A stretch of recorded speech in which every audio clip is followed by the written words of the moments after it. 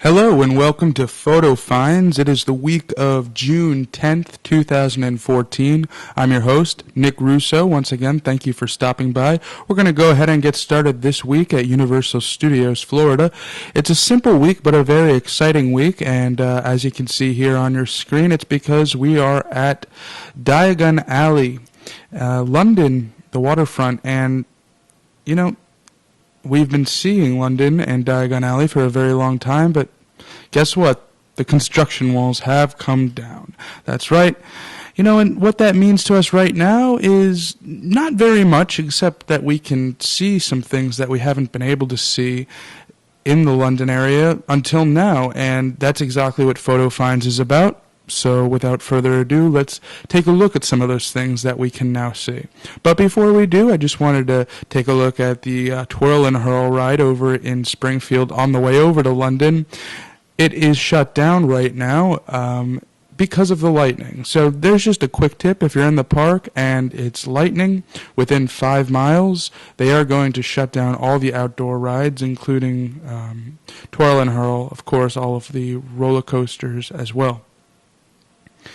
Now here we are on the bridge over to the London waterfront. This is not a very new angle. You could have always seen this, but as we get closer, you can see that you can't actually go into the London area right now. They do have team members out front turning away guests, telling them that although the walls have come down, it's not available to actually go into quite yet.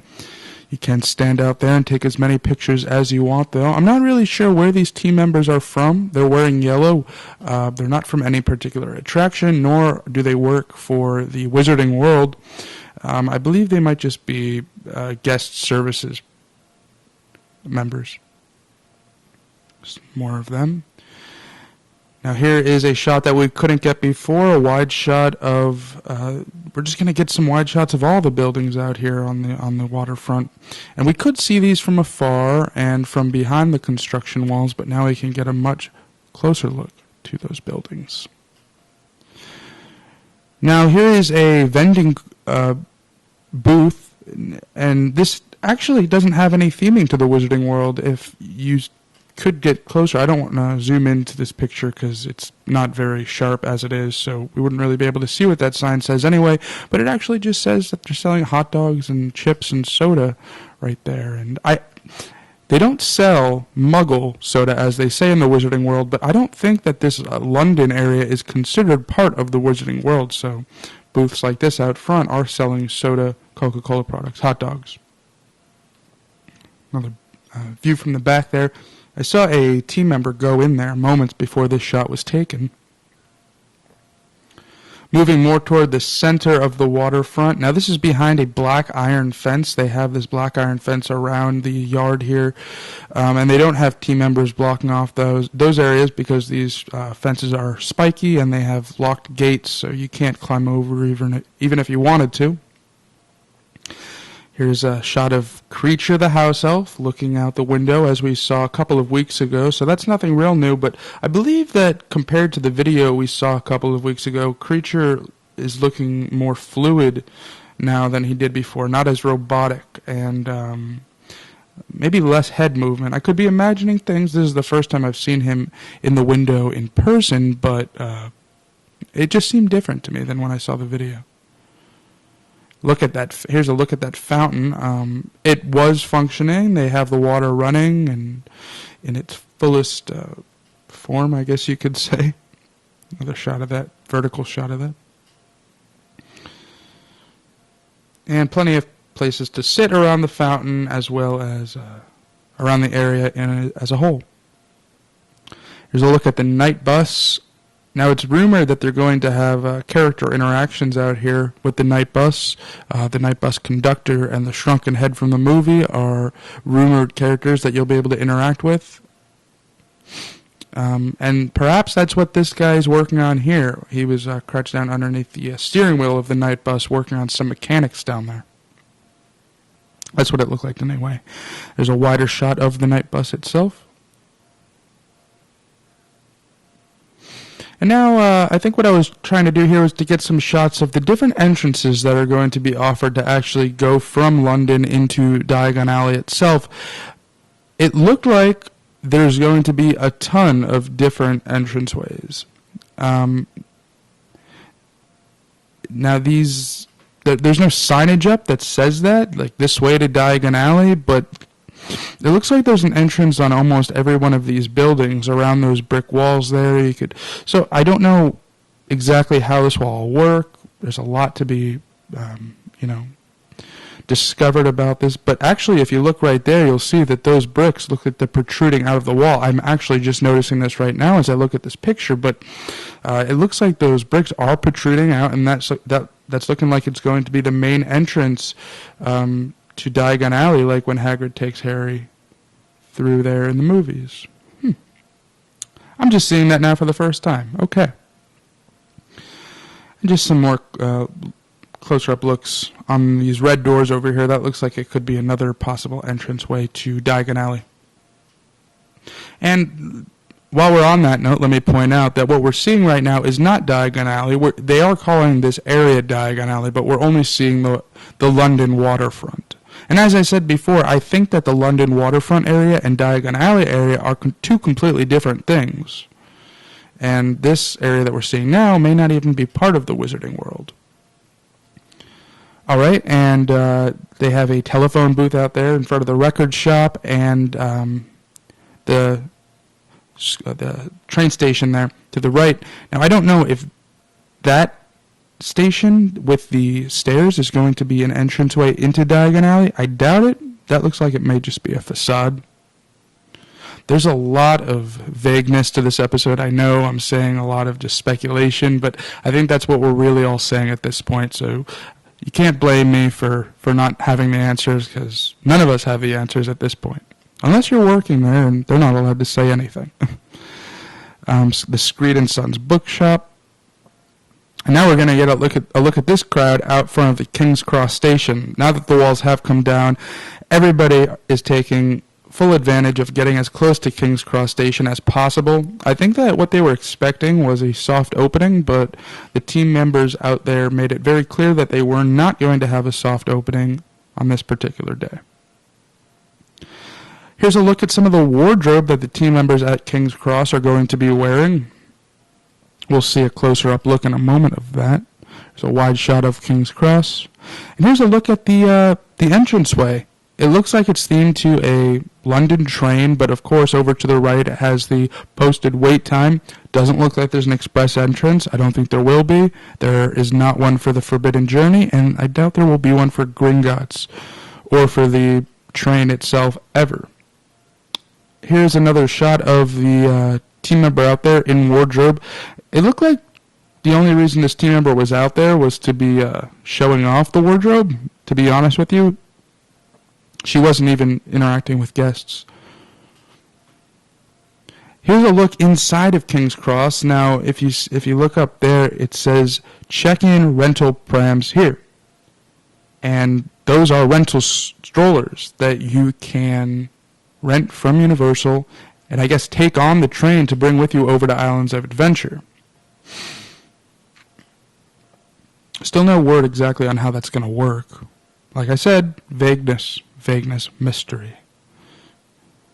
All right, and just a closer look at the entrance. You can see in the background there they have some guys working on a ladder still. Of course, they're still working on some details. Even though the walls have come down, they're going to continue working up until this thing actually opens.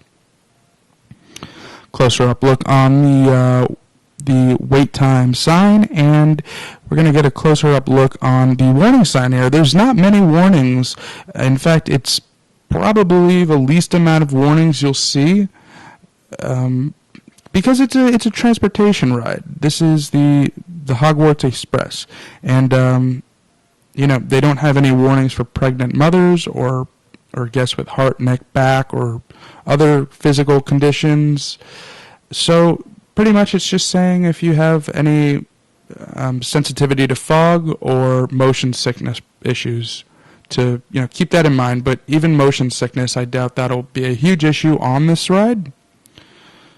if you even want to call it a ride. A lot of people aren't calling this a ride. They're calling it just a transportation system.